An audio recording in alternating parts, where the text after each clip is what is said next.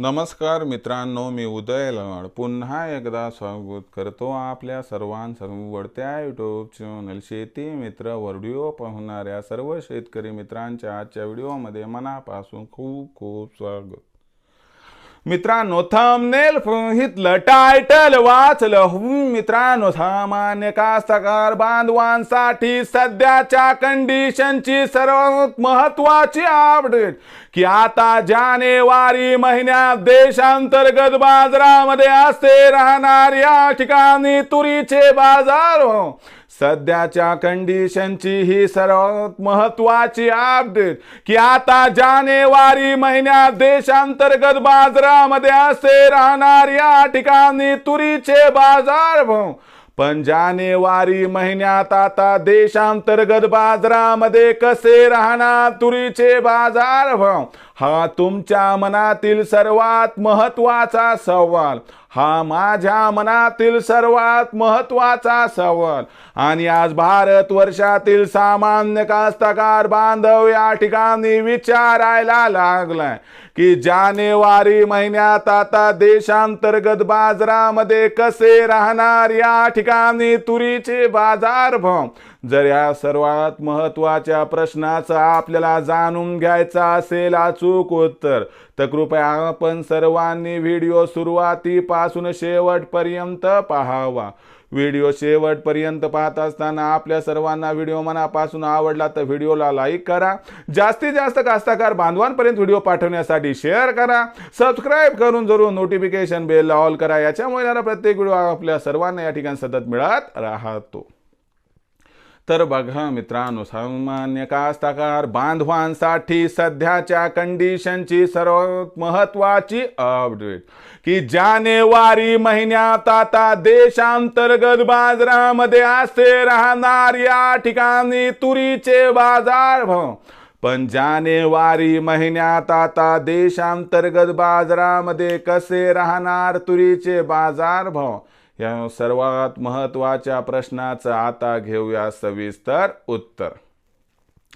तर बघा मित्रांनो, जर आपण तुरीचा विचार केला तर तुरीच्या आंतरराष्ट्रीय बाजारभावाचा विचार केला तर आंतरराष्ट्रीय बाजारामध्ये तुरीचा व्यवहार होत नाही, कारण जगामध्ये भारत हा 72% तुरीचं उत्पादन घेतो आणि 86% तुरीचा वापर एकटा भारत करतो। म्हणजे जगात तूर या शब्दाचा असणारा पर्याय म्हणजे भारत देश आहे। भारत देशातील मागणी पुरवठ्याच्या स्थितीवरती तुरीचा बाजारभाव अवलंबून असतो। मग या वर्षी जानेवारी महिन्यात जेव्हा आवक सुरू होईल तेव्हा तुरीचा बाजारभाव कसा बरं राहणार या प्रश्नाचं घेऊयात आता सविस्तर उत्तर। बघा मित्रांनो, सध्याच्या कंडिशनला बघितलं तर तुरीचा बाजारभाव 8,000च्या जवळपास दिसतोय।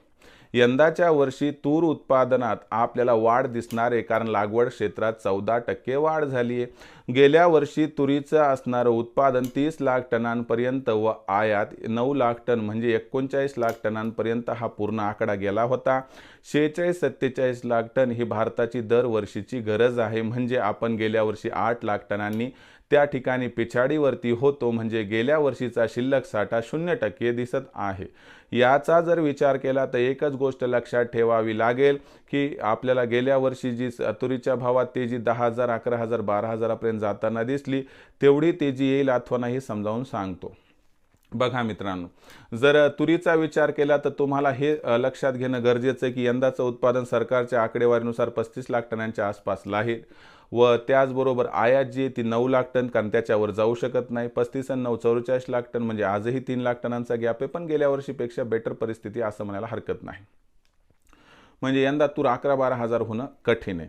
मग जानेवारी महिन्यात तुरीचा बाजारभाव 7,500 ते 8,000च्या दरम्यान राहील।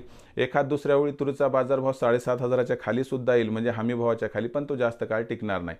पण खऱ्या अर्थानं तुरीचा बाजारभाव 9, 9.5, 10,000 कधी होणार आहे ते लक्षात घ्या। हा बाजारभाव तुम्हाला या ठिकाणी मे जून महिन्यात दिसेल, तोपर्यंत तुरीच्या बाजारभावात प्रचंड तेजी येईल याची शक्यता काही वाटत नाही.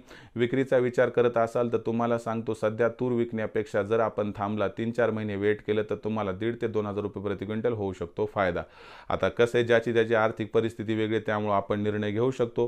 तुम्हाला काय वाटते याबद्दल कमेंट सेक्शनमध्ये लिहून कळवा. भविष्यात तुरीचा बाजारभाव कसा राहणार याबद्दल अधिक माहिती प्राप्त करण्यासाठी पाहत राहा आवडते यूट्यूब चॅनल शेती मित्र.